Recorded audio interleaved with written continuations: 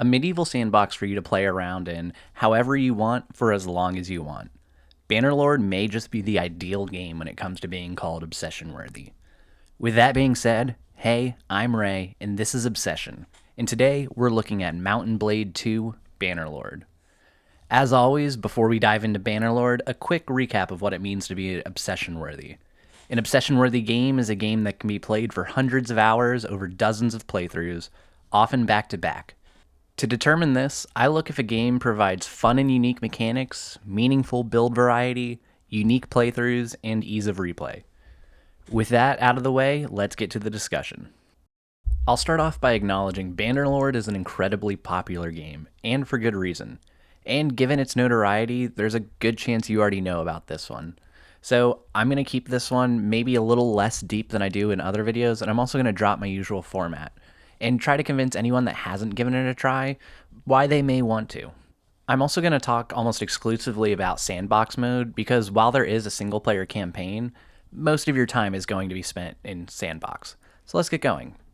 For those unaware, Mountain Blade 2 Bannerlord, or just Bannerlord, is a strategic sandbox game released back in 2020 by Tailworld Entertainment. After corruption and death of the leader, the Calradian Empire begins to fall apart, splitting into three warring factions, with several other factions on the continent vying for control of the land. You, the player, are dropped into the political turmoil and allowed to run free. And that's about it, which is great because that's all you need. There's no tutorial outside of the campaign, and honestly, that's good. It makes replays that much easier. As soon as you make a character, you're off and running. Speaking of which, who are you, the player, in Bannerlord? Honestly, you're a nobody in the grand scheme of things, at least at the start. Straight away in character creation, you can choose what culture you belong to. Each of the 6 options having their own pros and cons, literally spelling out an advantage you gain and a disadvantage you have to deal with. As you get familiar with the game and have a better idea of how you want to play, this choice can shape what type of character you build for roleplay standpoint, but from a purely mechanical standpoint, if this is your first time trying Bannerlord and you don't know what to pick, I would strongly suggest either going with Britannia or the Empire. You see, the world of Bannerlord is always on the move, or at least it's always on the move while you are also on the move. Whether it's massive armies of the main factions roaming the map, villagers traveling to and from cities to sell their goods, caravans making their trade routes, or bandits attacking anyone they see as an easy target, everyone in the world walks or rides anywhere they need to go. And therefore, movement speed is a really big deal. So, having the ability to take less of a speed penalty while traversing the woods is a huge boon to anyone who starts as Britannia. Whether you're trying to avoid being the next bandit victim or chasing down a smaller war party to defeat them and get their loot, taking advantage of the woods to slow down the other entity can mean the difference between escaping or being captured, as well as defeating an enemy or endlessly chasing them across the map.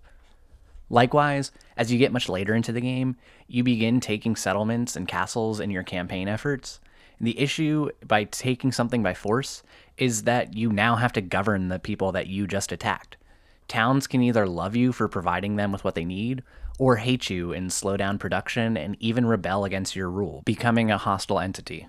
Something that no town likes is having a foreign ruler, meaning anytime you take a city from another culture, you automatically receive a 3-point daily loss to loyalty, the stat that determines whether or not the town will rebel or not.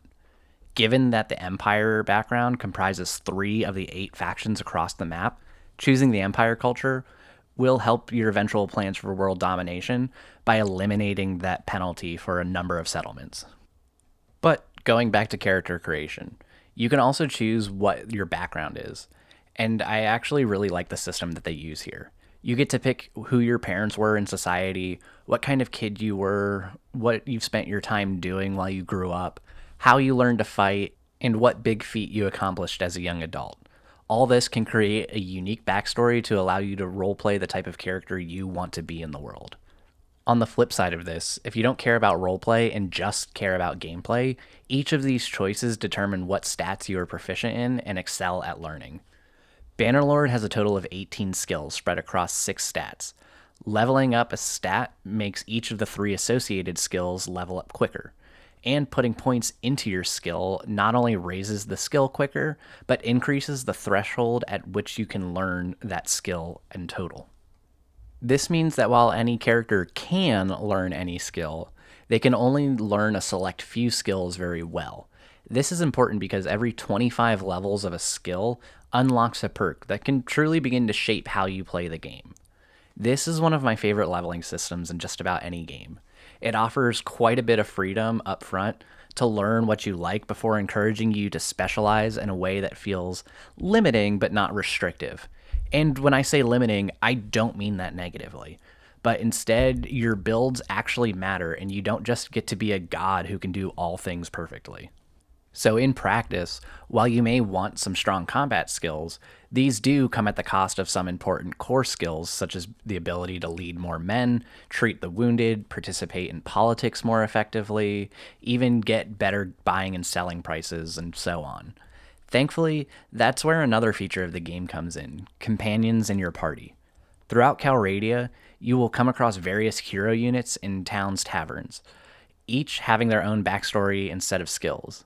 You can hire them into your army to serve as sort of generals, but in addition to helping in combat, they can also take roles within the party, such as quartermaster, which makes them responsible for feeding, paying, and organizing your troops; surgeon, which makes them responsible for healing the wounded quicker, as well as saving more fallen troops, making them injured units rather than dead units; scouts, which are in charge of allowing you to see further on the map, as well as tracking the movements of other parties; and finally, you can also assign an engineer, allowing for quicker and efficient construction of siege equipment.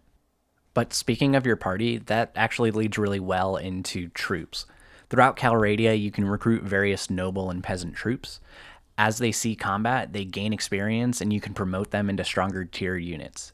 Each culture has their own noble units, as well as their own promotion tree for varying specialties from the standard units. Troops all fall into three major categories: infantry, ranged, and cavalry. Beyond this, there are shield troops, line breakers, and skirmishers, bowmen, crossbowmen, cavalry, mounted archers, and you can mix and match these within your army to your liking to really fit the playstyle that you want to build. You can even take prisoners from combat encounters and convince them later on to join your troops, adding to your numbers. There are even special mercenary units that you can hire in towns.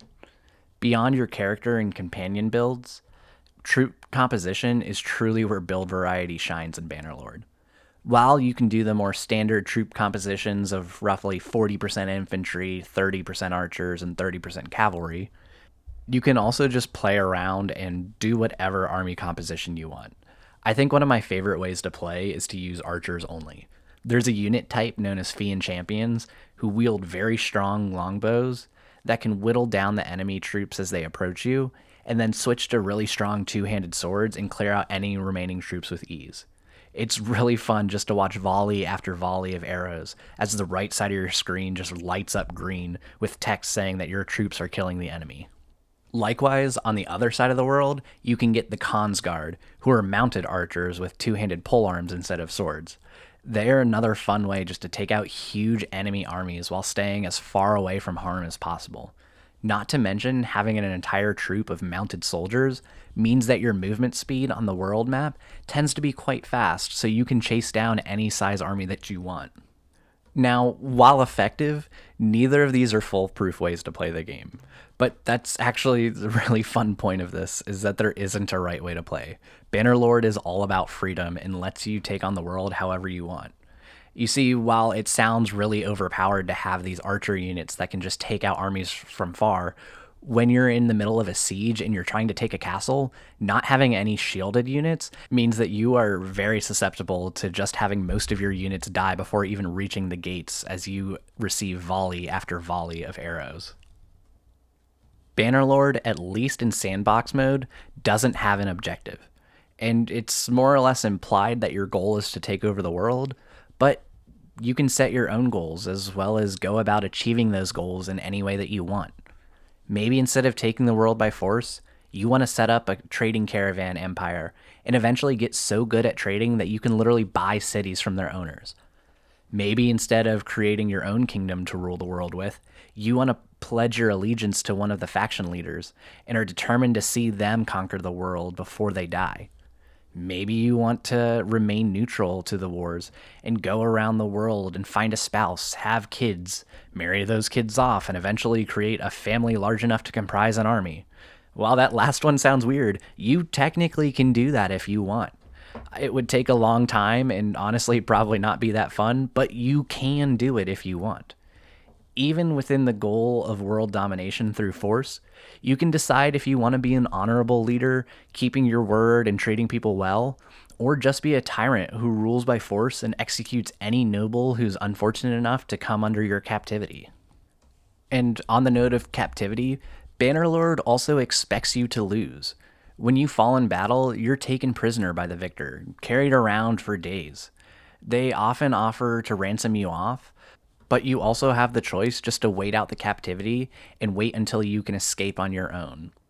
Once you're free, other than the equipment on your person, your gold, and maybe a horse or two, you lose everything you have and have to rebuild.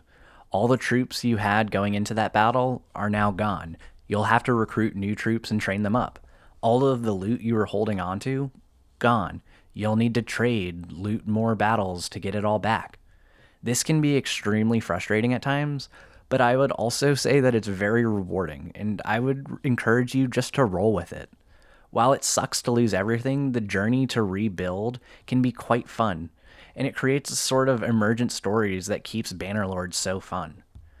Also, totally not required, but I always play with Hero Death enabled and Iron Mode on. And I actually really like games that allow you to fail. Sometimes that failure means you need to pick yourself up, and other times it's the end of the line and your character can die. Unless you have a successor that is of age, that also means the end of your lineage. When I say Bannerlord is a sandbox, I truly mean it. You, as the player, get to just be a little kid, playing around the world however you see fit. And that's truly what the beauty of Bannerlord is. I want to quickly say that despite my love for the game, I actually think that there are many systems that are underbaked at best. Combat is serviceable, but not great.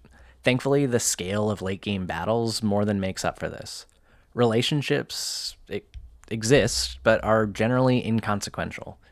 The economy is robust and fluid and reacts to the player, but is also easily exploited with skills like smithing. The AI is often quite dumb, both when it comes to battle and politics, but at least it keeps things interesting.